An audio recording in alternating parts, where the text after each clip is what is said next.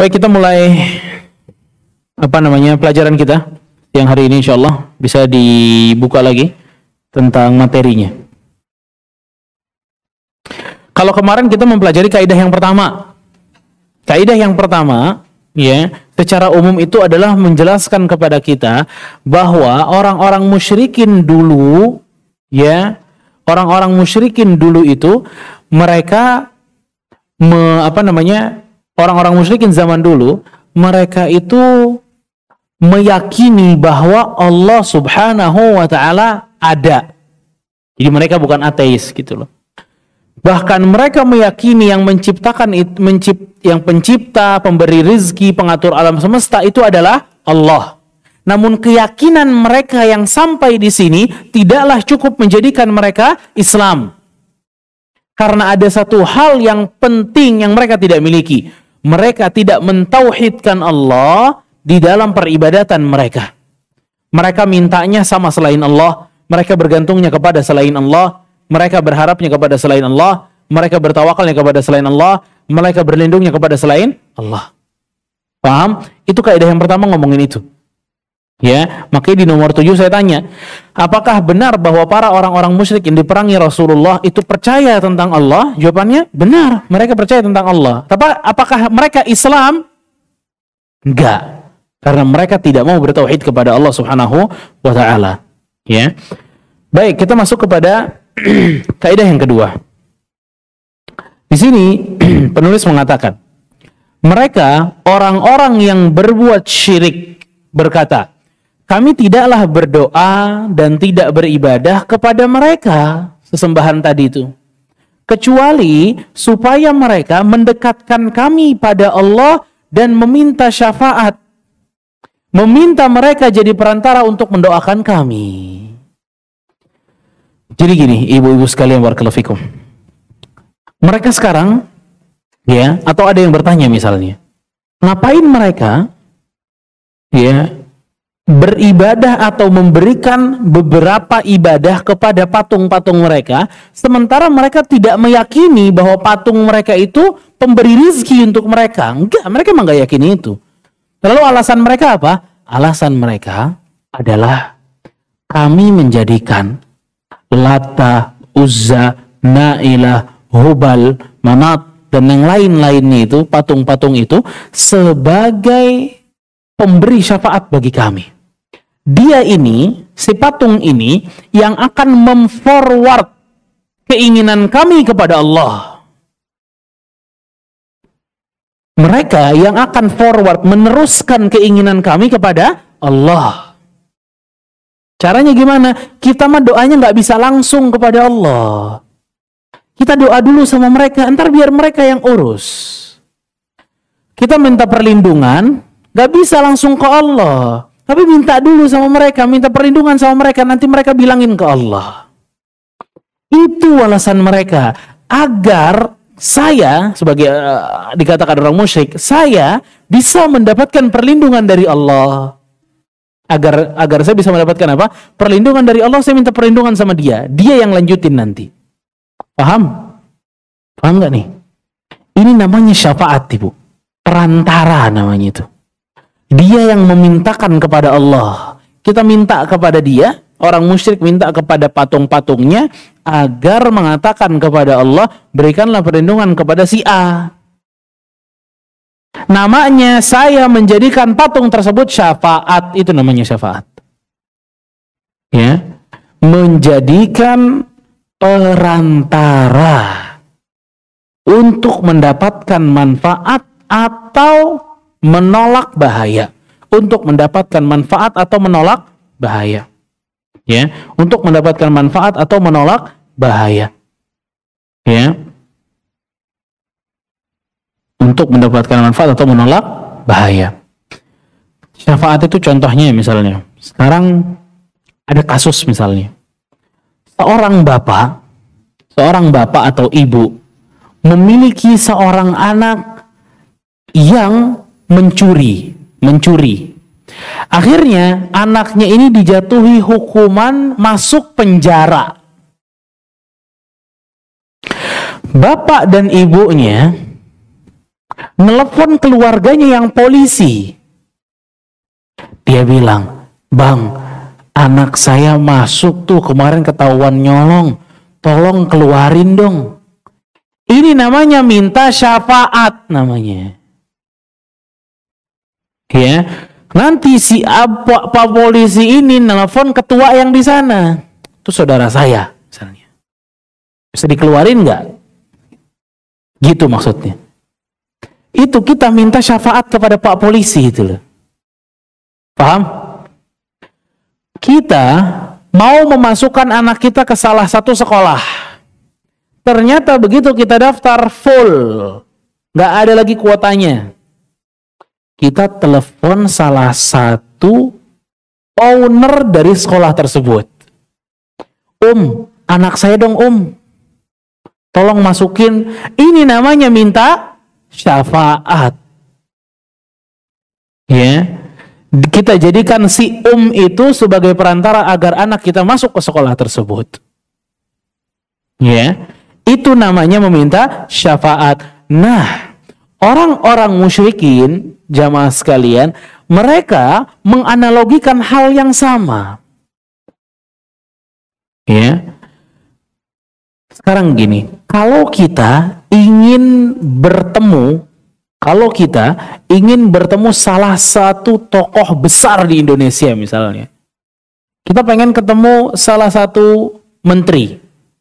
Ya, kita pengen ketemu salah satu menteri. Caranya gimana ketemu salah satu menteri yang begitu sibuk dan terjaga itu? Salah satunya adalah ngomong ke sekretarisnya bahwa kita ingin meminta sesuatu kepada Pak Menteri. Kita pengen minta sesuatu sama menteri, gimana caranya? Kita nggak mungkin sampai. Kalau kita bilang ke menteri tersebut, kita datang ke kantornya, ujuk-ujuk datang, terus kita bilang, "Saya mau ketemu Pak Menteri dong." Pasti yang lagi nyatet nanya apa? Siapa Anda? Udah dijanji belum? Ini orang sibuk nih, nggak macam-macam. Gitu. Ya. Akhirnya apa yang mesti kita lakukan? Kita berbicara kepada sekretarisnya yang dekat sama dia. Bilangin, "Pak Menteri, ya, tolong diurus UMKM misalnya." Ya, ini namanya minta syafaat agar kita bisa diurus UMKM kita. Ya, dan hal yang perlu diperhatikan adalah, Dan hal yang perlu diperhatikan adalah pada saat orang-orang musyrikin mereka menganalogikan, jalannya kita kepada menteri tadi itu sama kepada Allah Subhanahu wa taala. Paham gak nih? Kalau nggak konsentrasi susah ini, konsentrasi dulu. Barakallahu fikum. Mereka menganalogikan hubungan kita dengan Allah seperti hubungan kita dengan menteri. Kamu nggak bakal bisa sampai ke menteri kecuali lewat sekretarisnya. Keinginan kamu tidak akan dikabulkan oleh sang menteri sampai kamu ngomong dulu ke sekretarisnya. Mereka menganggap Allah juga gitu. Kita nih kotor, kita nih siapa sih? Kita nih banyak dosa. Gak mungkin Allah akan mengabulkan doa kita. Makanya kita lewat kekasihnya Allah, para wali-wali nih. Kita minta dulu sama dia, kita mintanya sama dia, nanti ntar dia yang forward. Itu caranya orang musyrikin dan itu gak boleh. Ya, dan itu gak boleh dalam Islam. Saya gambarkan. Ini Allah Subhanahu wa taala, kita ingin minta ke sini, ke atas. Ya. Ininya ya kita lah ya. Ini manusia. Ini manusia.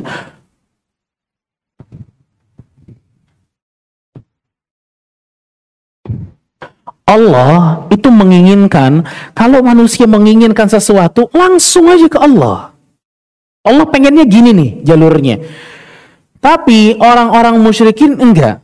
Orang-orang musyrikin jalurnya ke sini dulu. Ya. Ini wali misalnya. Ya. Nanti wali ke Allah.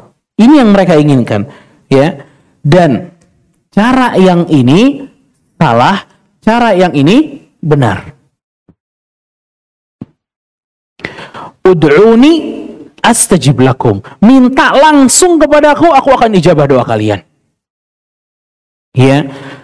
Makanya timbullah kesyirikan gara-gara manusia ini menganggap bahwa dirinya nggak pantas langsung ke Allah, harus lewat sini. Ya. Dan ini yang Allah tidak inginkan ini. Kalau minta langsung kepada Allah, nggak boleh ada perantara yang lain. Ya, kalau minta itu langsung kepada Allah. Dan lebih parahnya, orang-orang di sini itu memberikan ibadahnya dulu ke sini. Dia kan meminta sesuatu ke Allah, dia minta dulu ke sini. Ini yang jadi syirik gitu. Dia mau minta rezekinya dilancarkan. Maksud dia tetap ke Allah, tapi dia ngomongnya ke sini. Ini nggak boleh, syirik. Minta kelancaran rezeki ke sini, syirik. Walaupun dia beranggapan bahwa hanya untuk Allah. Dia minta apa? Minta rezeki lah ya. Minta rezeki, ya. Manusia musyrik ini minta rezeki kepada wali, tapi tujuan dia agar sang wali memforwardkan kepada Allah. Nggak mau Allah. Ini nggak mau. Kenapa? Begitu sang manusia ini meminta rezeki kepada wali, langsung jatuh syirik. Nggak mau peduli apa maksudnya. Nggak mau peduli tujuannya mau ke sini kayak, nggak peduli. Begitu Anda berikan permintaan yang harusnya kepada Allah, dikasih kepada yang lain, otomatis syirik. Begitu ada ibadah yang harusnya hak hanya kepada Allah, diberikan kepada yang lain, otomatis syirik. Paham? Doa itu ibadah yang harus hanya kepada Allah. Oke? Doa itu adalah ibadah yang harus hanya kepada Allah. Begitu doanya dikasih ke sini dulu, syirik. Nggak boleh. Jadi, ini yang dilakukan oleh orang-orang musyrikin. Ya. Dan mereka menamakan ini sebagai apa? Syafaat. Ini syafaatnya aja ini. Yang kita harapkan itu kedekatan wali dengan Allah. Itu yang kita harapkan. Jadi bisa memberikan manfaat buat saya. Itu dibatalkan oleh Allah. Nggak ada. Ya. Itu gambarannya. Paham sampai sini?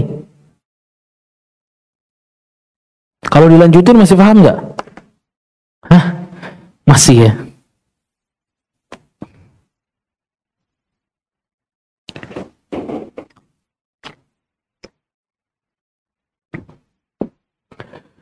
Dan perlu diperhatikan, orang-orang musyrik, ibu-ibu sekalian,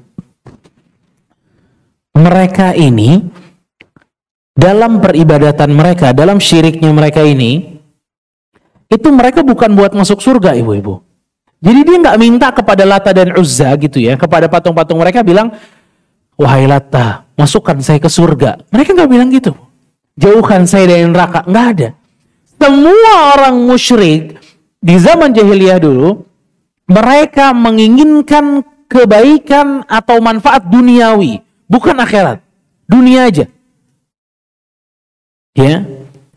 Agar selamat nggak kena musibah di dunia. Agar bisnis nggak bangkrut. Agar sehat selalu. Agar anak sehat. Udah itu aja. Dunia, dunia, dunia, dunia. Itu. Dan mereka dalam permintaan dunia mereka sekalipun, mereka musyrik kepada Allah. Mereka syirik kepada Allah. Sekarang nambah. Hari ini kesyirikan itu dua-duanya, manfaat dunia ada, manfaat akhirat juga ada. Sampai ada orang datang kepada satu makam yang begitu keramat, itu mintanya agar dijauhi dari neraka. Abu Jahal nggak pernah minta ini. Ya. Dan memang Abu Jahal dan kawan-kawan itu nggak percaya dengan masalah akhirat-akhirat. Mereka mintanya dunia aja. Dunia tok udah. Ya. Jadi itu kebiasaan orang-orang musyrikin. Dijadikan oleh mereka adanya perantara-perantara antara dirinya dengan Allah. Mereka menganggap bahwa diri mereka terlalu kotor.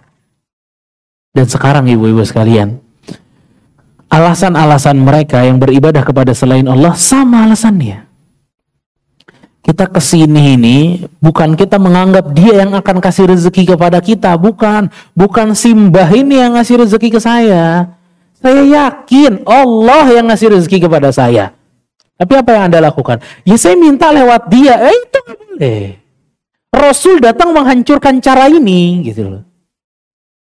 Ini sama saja menduakan Allah. Kamu beribadah kepada Allah, kamu beribadah juga kepada selain Allah. Ini namanya syirik. Kan Allah Subhanahu wa taala, ya. Di dalam ayat yang ada di hadapan kita, surat Az-Zumar, ya, ayat ketiga, di surat Az-Zumar ayat ketiga. Allah Subhanahu wa taala berfirman, "Walladzina ittakhadhu min dunihi awliya ma na'buduhum illa liyuqarribuna ila Allahi zulfa innallaha yahkumu bainahum fima hum fihi yakhtalifun innallaha la yahdi man huwa kadzibun kaffar." Allah mengatakan, dan orang-orang yang mengambil sesembahan selain Allah, mereka berkata, kami tidak menyembah mereka. Perhatiin kalimatnya. Kami tidak menyembah mereka, melainkan supaya mereka mendekatkan kami kepada Allah dengan sedekat-dekatnya. Apa kata orang musyrikin? Ya. Dan orang-orang yang mengambil sesembahan selain Allah, mereka bilang apa? Ma na'buduhum. Ya, ma na'buduhum. Kami tidak menyembah mereka. Ma na'buduhum illa liyuqarribuna. Illa liyuqarribuna ilallah zulfa. Ma na'buduhum illa liyuqarribuna. Ada di situ ya. Ilallahi zulfa. Baik. Artinya ayat ini ayat berapa Ibu? Apa? Surat apa? Zumar. Allah mengatakan, ini yang ngomong ini aslinya siapa? Musyrikin. Allah ceritain ke kita. Orang musyrikin bilang apa? Ma na'buduhum, tidaklah kami menyembah mereka, tidaklah kami menyembah mereka. Mereka siapa, Bu?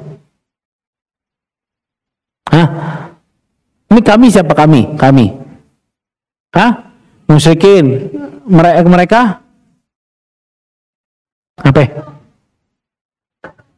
Apa? Patung-patungnya lah ya. Ini mesti paham. Ini kecepatan nggak? Baik. Tidaklah kami musyrik menyembah mereka patung-patung. Ini tujuan mereka nih. Ini tujuan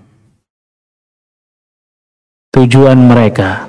Ma na'buduhum, ya, illa kecuali apa ini? Kecuali liyuqarribuna, agar mendekatkan kami kepada siapa? Pada Allah. Tidaklah kami menyembah mereka kecuali. Berarti mereka menyembah apa enggak, Bu? Menyembah enggak mereka? Menyembah siapa? Ini dia lagi bilang, dia lagi ngomong, dia nyembah siapa di sini?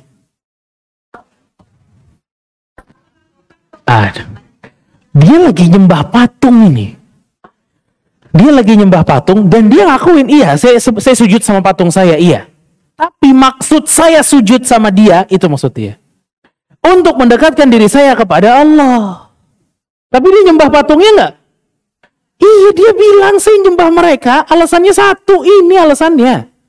Mendekatkan diri saya kepada Allah, itu aja alasannya. Tapi nyembah enggak?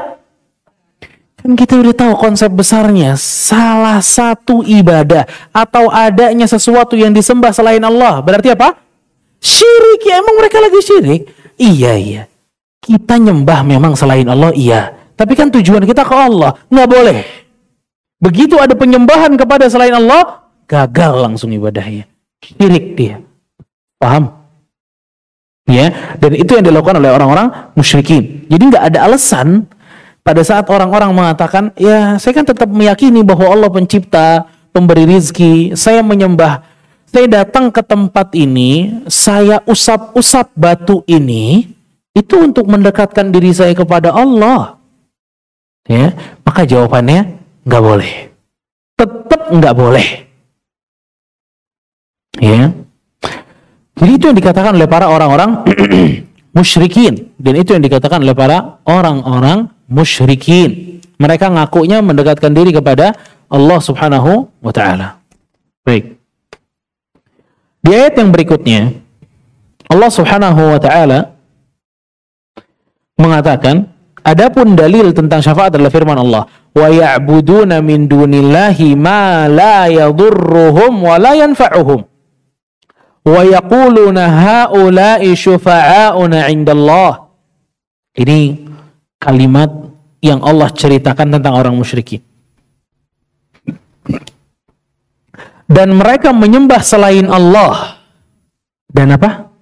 Mereka menyembah selain Allah. Berarti, ibu-ibu sekalian, apa yang mereka katakan, apa yang mereka lakukan, itu adalah penyembahan kepada selain Allah.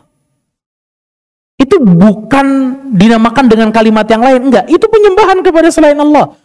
Anda datang kepada satu makam yang keramat, lalu Anda meminta sesuatu, walaupun tujuannya agar mendekatkan diri Anda kepada Allah, itu sesembahan, kata Allah. Itu tanda Anda menyembah orang tersebut. Anda meminta kepada dia, walaupun tujuan Anda agar didekatkan kepada Allah. Tapi tetap Allah namakan itu adalah penyembahan kepada selain Allah. Ya. Ada satu ayat dalam Al-Quran.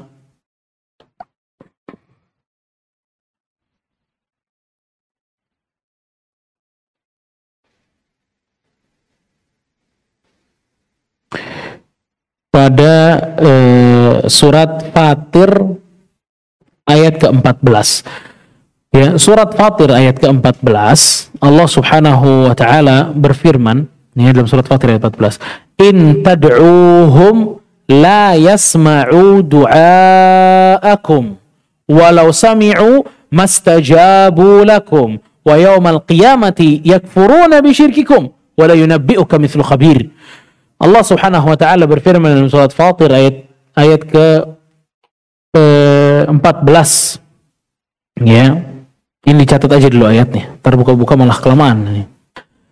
In tad'uhum, kata Allah kepada mereka, kalau kalian meminta kepada mereka yang udah meninggal, kata Allah, la yasma'u du'aakum, mereka tidak akan mendengar permintaan kalian, kata Allah. Satu, berarti yang di kuburan gak bisa dengar yang di dunia, kecuali yang dikecualikan oleh Allah dari suara-suara yang dikecualikan.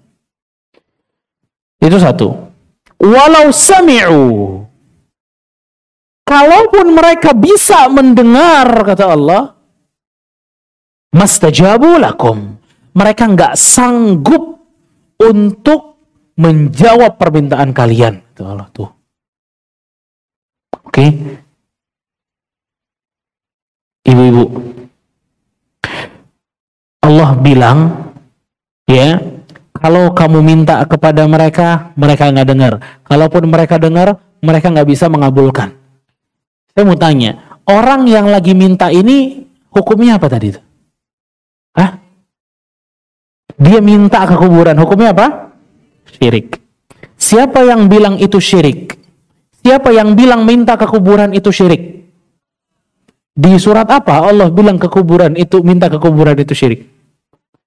Surat Fatir yang selanjutnya nih, ayat 14. Wa yaumal qiyamah yakfuruna bisyirkikum, dan di hari kiamat itu tuh wali-wali yang kamu minta, mereka akan berlepas diri dari kesyirikan kalian, kata Allah. Mereka akan berlepas diri dari kesyirikan kalian. Jadi apa yang mereka lakukan dengan meminta kepada kuburan-kuburan tersebut, itu dinamakan syirik oleh Allah Subhanahu wa taala. Wa yaumal qiyamati yakfuruna bisyirkikum. Itu syirik namanya. Alasannya apa sih kamu ke kuburan? Ya kita kan banyak dosanya, Ustaz. Nanti kalau kita minta langsung sama Allah, nggak diterima doa kita, nggak diijabah sama Allah. Ini menyamakan Allah dengan makhluk namanya. Pak Menteri tadi mungkin kita gituin, kita nggak bisa langsung, dia nggak kenal kita minta sama orang dekatnya. Oke, itu menteri, tapi Allah nggak gitu. Konsep Allah sama manusia nggak kayak gitu. Konsep Allah subhanahu wa ta'ala dengan manusia langsung, kata Allah. Allah bukain pintu buat kita minta langsung kepada Allah subhanahu wa ta'ala. Ya. Dan mereka mengatakan tadi dalam surat Yunus ayat 18. Ini di materinya tuh. Wa ya'buduna min dunillahi ma la yadurruhum wa la yanfa'uhum wa yaquluna haula'i syufa'auna indallah. Dan mereka menyembah selain Allah. Apa yang tidak dapat mendatangkan kemudaratan kepada mereka, tidak pula manfaat. Nggak bisa nolak bala atau datengin manfaat, nggak bisa. Itu yang mereka minta, itu nggak bisa nolak bala, nggak bisa juga mendatangkan apa? Manfaat. Ya. Wa yaqulun, namun mereka mengatakan haula'i syufa'auna indallah. Mereka, sesembahan kami itu adalah apa? Syafaat kami di hadapan Allah, jadi perantara bagi kami di hadapan Allah. Itu yang mereka inginkan gitu loh. Ya, kamu kenapa baik banget sama si A, si B, si C? Kenapa kamu baik banget sama dia? Dia ini kenal sama Pak Presiden. Jadi saya baik sama dia. Ya kali aja kalau Presiden nyebut sesuatu, saya yang diambil jadi tendernya. Saya bisa ambil pekerjaan dari mereka. Kenapa? Karena mereka kenal Presiden, itu masalahnya. Ya. Si A, si B, si C itu kenal sama orang top, makanya kita temenin dia, makanya kita baik-baik sama dia, agar kita bisa tembus proyek yang di atasnya. Kamu kenapa dekat banget sama si A? Si A itu sangat dekat dengan menteri. Menteri kalau apa-apa nanya dia, makanya saya deketin dia, jadi dia bisa bawa nama saya di depan menteri. Itu namanya meminta apa? Syafaat. Paham ibu-ibu nih, syafaat? Ya. Barakallahu fikum. Itu juga yang dikatakan orang-orang musyrik. Jadi mereka itu bukan berarti si patungnya secara patung gitu yang disembah. Enggak. Ada arwah yang mereka sembah. Jadi patung-patung seperti Lata, Uzza dan lain sebagainya itu kan bentuk dari orang-orang soleh di zaman dulu. Ya, bentuk orang-orang soleh di zaman dahulu. Makanya Ibnu Abbas itu kan pernah cerita tentang bagaimana syirik pertama kali muncul. Jawabannya adalah begitu orang-orang wafat di zamannya Nabi Nuh alaihi salam, orang-orang soleh mulai wafat di zaman Nabi Nuh alaihi salam atau sebelum datangnya Nabi Nuh alaihi salam, mereka yang ditinggalkan oleh orang-orang soleh ini sedih.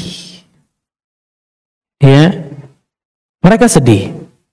Akhirnya mereka buat patung-patung sebagai pengingat mereka tentang siapa? Orang-orang soleh yang udah meninggal. Kalau melihat patung itu, imannya naik. Kalau melihat patung itu, imannya apa? Naik.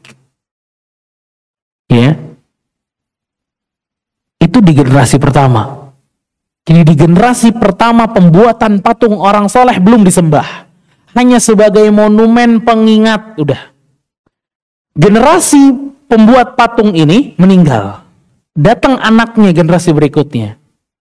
Anaknya mulai dibisikin oleh syaitan. Ini bapak kamu gak bikin patung kecuali untuk disembah. Fa'ubidu, akhirnya disembah. Tuh lihat. Tapi yang disembah secara aslinya siapa? Arwahnya orang soleh. Ya, arwahnya siapa? Ini juga sama Lata, Uzza dan patung-patung yang lainnya. Bukan maksud dia patungnya bakal datang ke Allah ngomong, enggak. Ini monumennya aja. Tapi yang kita maksudkan oleh orang musyrikin itu arwahnya. Si Latanya, si Uzzanya dan seterusnya tuh. Ya. Itu yang bakal berbicara nanti kepada Allah. Itu yang menjadi syafaat kita nanti. Untuk bilangin ke Allah, baiklah sama dia, dia sudah baik sama saya. Ya. Itu yang mereka sangkakan kepada Allah Subhanahu wa taala. Jadi gini, mereka punya pikiran orang musyrik itu, Allah tuh bakal tembus dengan syafaat-syafaat seperti ini. Allah tuh bakal ditembusin dengan syafaat-syafaat seperti ini. Allah tuh bakal memberikan kita manfaat kalau kita datang kepada orang-orang ini, wali-wali ini, lalu dia akan memintakan syafaat kepada Allah. Mereka berpikir Allah seperti itu. Cara Allah seperti itu. Jawaban pertanyaan prasangka mereka salah. Karena syafaat di sisi Allah tidak terjadi seperti itu. Makanya syafaat itu ada dua macam. Syafaat memiliki dua macam. Yang pertama ada syafaat manfiyah. Syafaat yang ditolak keberadaannya.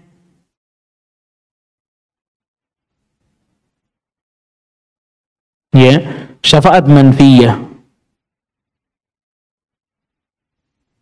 Yang kedua ada syafaat muthbatah. Muthbatah yang ditetapkan keberadaannya. Yang ditetapkan keberadaannya. Ya. Syafaat manfiyah ditolak adalah syafaat yang diminta kepada selain Allah. Ini ada di materinya. Syafaat manfiyah adalah syafaat yang diminta kepada selain Allah. Dalam perkara yang tidak satupun yang mampu memberikannya kecuali Allah. Sebelum saya lanjut, syafaat manfiyah adalah syafaat yang diminta kepada selain Allah.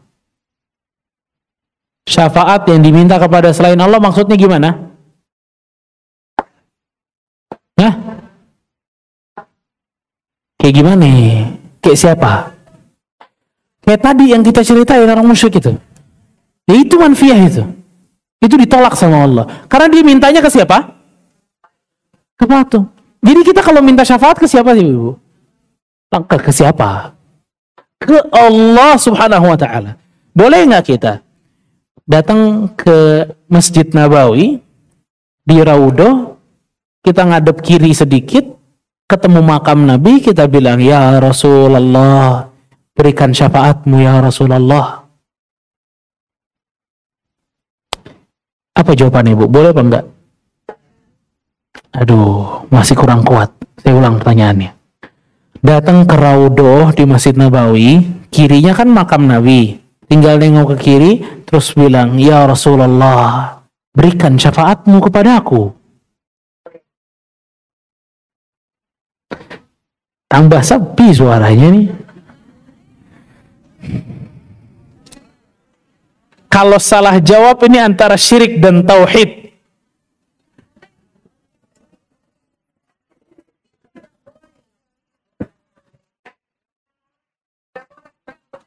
Jawabannya apa?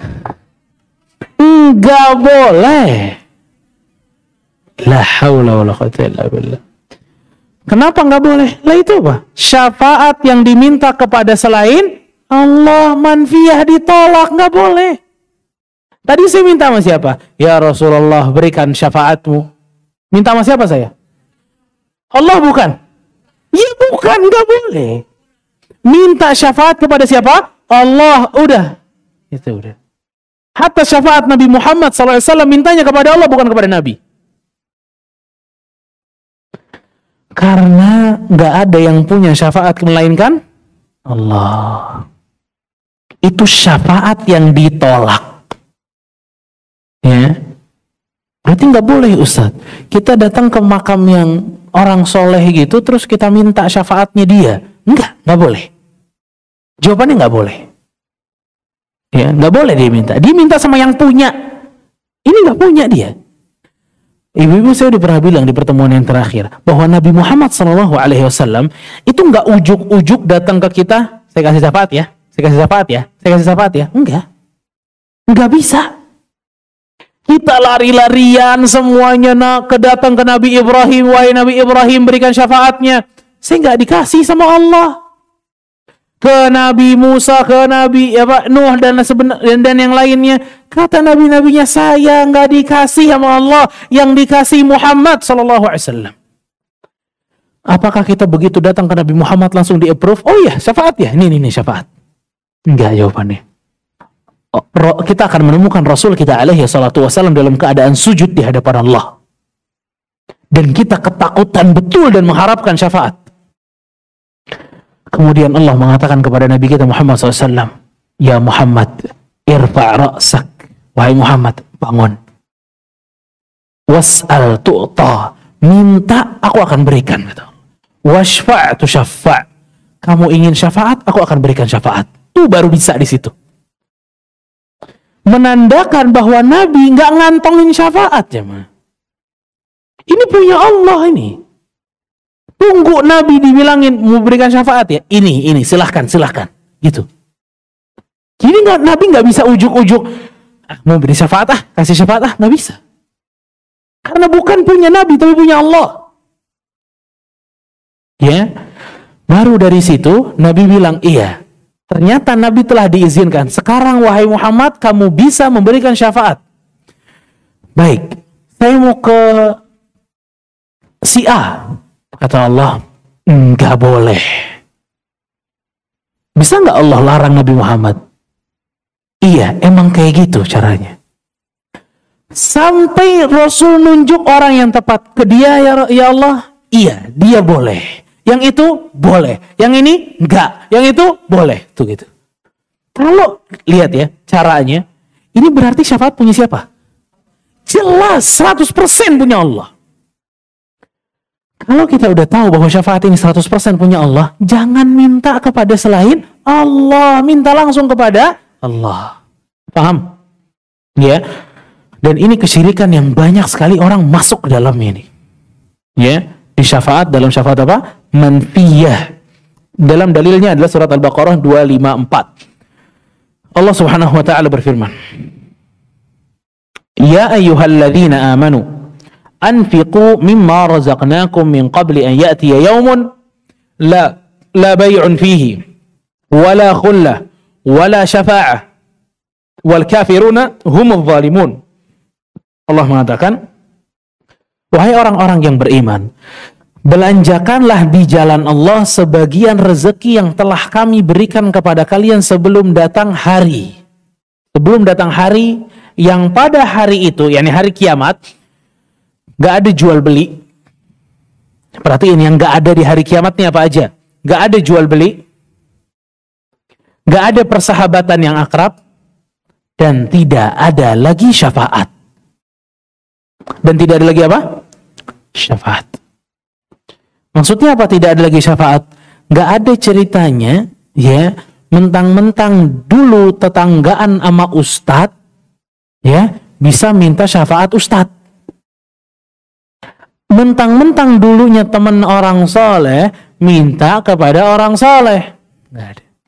Makanya kalimat yang mungkin juga pernah dengar, kalau Anda tidak melihat saya di surga, tariklah saya, berikan saya syafaat Anda. Ini kalimat tidak tepat. Karena nggak bisa kita minta sama manusia kayak gitu. Minta sama siapa? Allah. Oke. Kita taruh misalnya orang ini penduduk surga, kemudian ngelihat salah satu kawannya dari penduduk neraka. Dia pengen banget nolong temannya itu. Apakah dia langsung datang ke neraka ngambil tangan temannya? Sini. Jawabannya apa? Enggak kan? Diminta sama Allah, ya Allah, ke situ? Enggak. Dia mati dalam keadaan musyrik. Selesai. Nggak bisa ditolong. Itu syafaat manfiyah. Syafaat yang diminta kepada selain Allah. Ya. Sebenarnya ada gambaran lagi. Syafaat yang manfiyah juga yang bakal ditolak oleh Allah. Jadi satu gambaran pertama, syafaat yang ditolak oleh Allah adalah syafaat yang diminta kepada selain Allah. Itu yang pertama. Ya, saya tulis.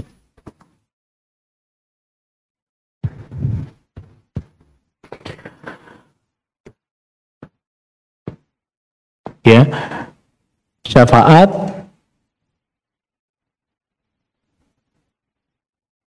manfiyah. Gambaran syafaat-syafaat manfiyah adalah satu, diminta kepada selain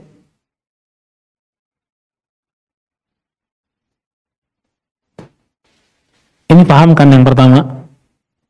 Paham nggak? Syafaat yang diminta kepada selain Allah. Paham nggak? Apa? Iya, kayak gimana nih contohnya? Itu tadi, dari tadi saya omongin itu. Ya, jadi jangan nggak paham nih deh. Bebusa masih nggak paham nih, bentar. Tulis ininya tapi lupa contohnya, ya. Jangan lupa contohnya. Gambaran yang kedua,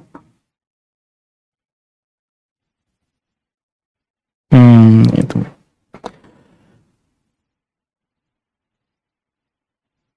Dimintakan kepada Allah. Ini benar nggak, Bu? Syafaatnya dimintakan kepada Allah. Ya Allah minta syafaat, benar nggak? Ya Allah minta syafaat, benar nggak? Benar. Tapi belum selesai. Dimintakan kepada Allah untuk diberikan kepada orang kafir.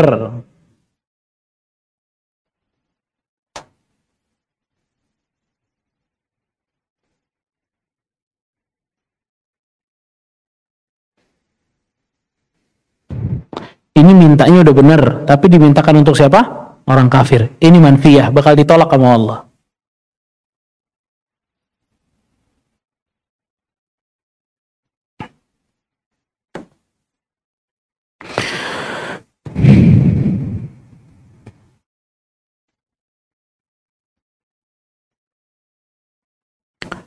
Misalnya, contoh,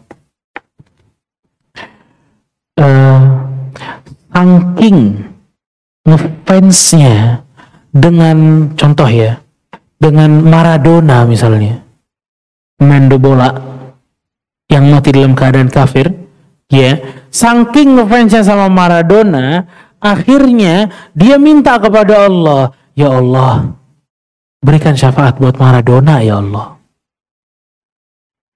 Ini syafaat manfiyah, nggak boleh ini. Mintanya sih benar ke Allah, tapi buat siapa? Nggak boleh. Nggak boleh.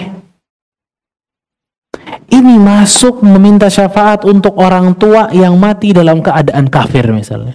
Untuk pasangan yang mati dalam keadaan kafir. Untuk teman yang mati dalam keadaan kafir. Untuk sahabat yang mati dalam keadaan kafir. Untuk semua mereka yang mati dalam keadaan kafir, nggak boleh kita mintakan syafaat untuk mereka. Tertolak, nggak bakal bisa. Ya, saking ngefansnya dengan penyanyi-penyanyi, ya, siapa yang paling defense, Ibu? Siapa penyanyi yang paling digemari? Nggak mau ngaku ya semuanya ya. Yang kufar-kufar lah ya. Siapa ya? Saya mau cari namanya nggak dapat ini. Yang kufar-kufar siapa ya? Yang Korea apa? Apa? BTS apa BTS? Apa itu BTS? Korea bukan? Pura-pura nggak tahu aja Ibu. Nih, lo nggak tahu ya? Saya tahu kok BTS. Cuma nggak tahu bentuknya kayak apa. Al-muhim ya. Gara-gara dia suka banget sama si aktor Korea ini, ya, saking cintanya dan sayangnya, dia mintakan kepada Allah, berikan syafaat kepada si Korea ini ya Allah. Ini manfiyah, nggak boleh. Karena yang diminta adalah orang kafir. Nggak boleh dimintakan kepada orang kafir, nggak boleh. Ya, nggak boleh. Itu namanya syafaat manfiyah. Ya, syafaat manfiyah. Ya, paham? Tinggal sisa satu, syafaat mutsbatah. Syafaat yang ditetapkan, yang kita bisa tuh dapetinnya. Insya Allah di pertemuan berikutnya baru kita bahas. Ya, Barakallahu fikum. Sampai di sini aja. Udah 2:30. Semoga bermanfaat ya apa yang kita bisa bahas pada kesempatan siang hari ini. Ada pertanyaan? Hah? Nggak kedengeran. Apa pertanyaannya?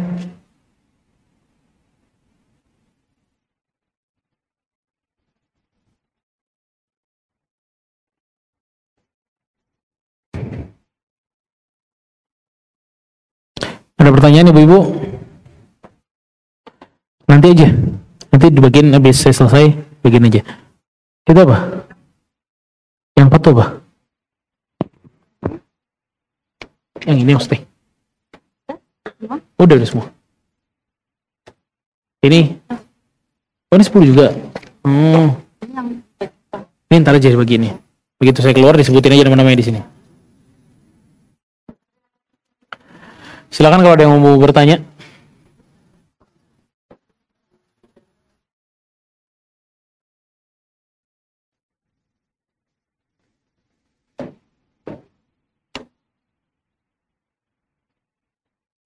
Masya Allah, yang 10 banyak juga nih.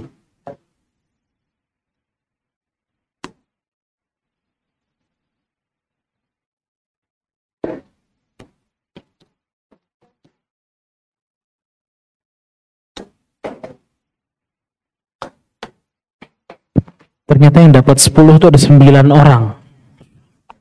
Alhamdulillah lah.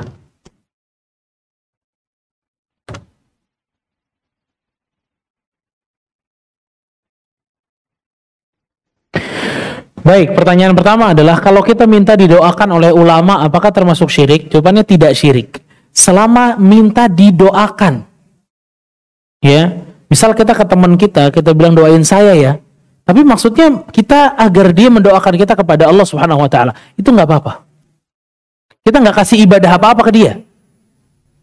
Ya, kita nggak kasih ibadah apa-apa ke dia. Kita hanya meminta kepada dia agar dia berdoa, agar dia beribadah kepada Allah. Berdoa kepada Allah untuk kebaikan kita gitu loh. Doain juga saya ya. Doain saya biar cepat sembuh misalnya. Itu boleh. Karena itu minta didoakan, bukan meminta syafaat. Ya, bukan meminta syafaat.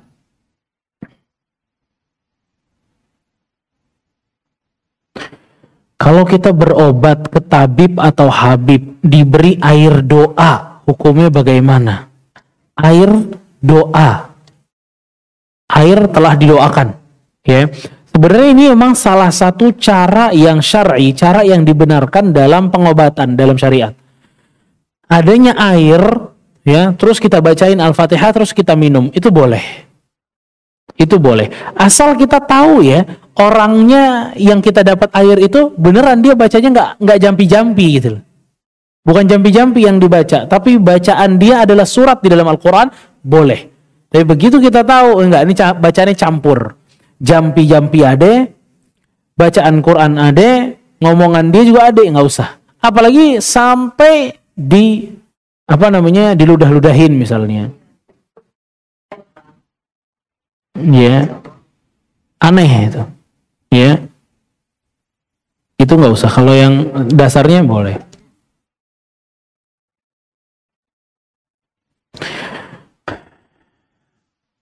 Konsep manusia mau ketemu pejabat, apakah boleh? Boleh ketemu pejabat. Apa pertanyaannya? Konsep mau ketemu pejabat, apakah boleh kita minta bantuan? Kalau kita mau ketemu pejabat, boleh nggak kita minta bantuan kepada orang yang dekat kepada pejabat? Boleh. Itu syafaat yang ada di dunia itu. Syafaat yang ada di dunia boleh. Kayak tadi itu, anak kita mau masuk sekolahan ini, sekolahannya ditutup. Kita minta sama ownernya, tolong dong bisa dibicarakan nggak biar anak saya masuk. Itu boleh. Ya, boleh. Syafaat di dunia seperti itu memang. Dan boleh. Apakah orang-orang munafik itu juga termasuk syirik? Kebanyakan dari mereka iya, tentu. Ya, apalagi ibadah mereka tidak pernah tergerak orang munafik itu beribadah kecuali untuk dilihat oleh orang. Mereka nggak bakal sholat kecuali ada orang lain sholat sama dia agar bisa dilihat. Kalau di rumah nggak bakal sholat. Ini tandanya mereka musyrik ya.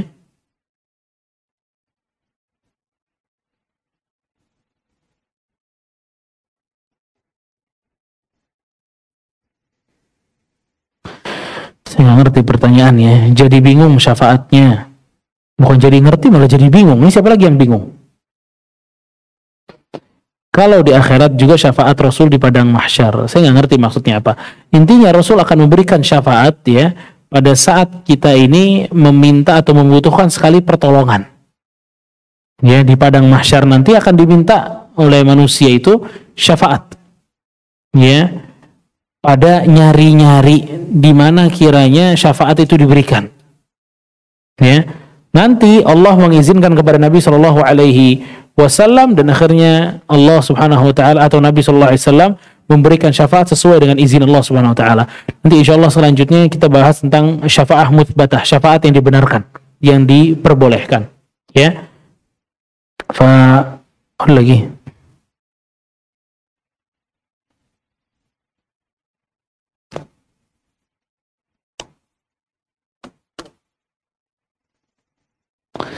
Bagaimana hukumnya bila orang musyrik tobat? Ya, insya Allah tobatnya diterima. Selama tobatnya benar, tobatnya insya Allah diterima, nggak ada masalah. Kalau kita meminta sesuatu melalui perantara orang atau patung, apakah itu namanya tawasul? Iya, termasuk tawasul. Dan kalau mintanya sama patung, minta apa nama patung? Ya, maka ini bisa musyrik. Permintaan kepada orang macam-macam, bisa musyrik atau tidak sampai kemusyrikan. Ya. Macam-macam. Nanti insya Allah ada waktunya kita bahas ini ya.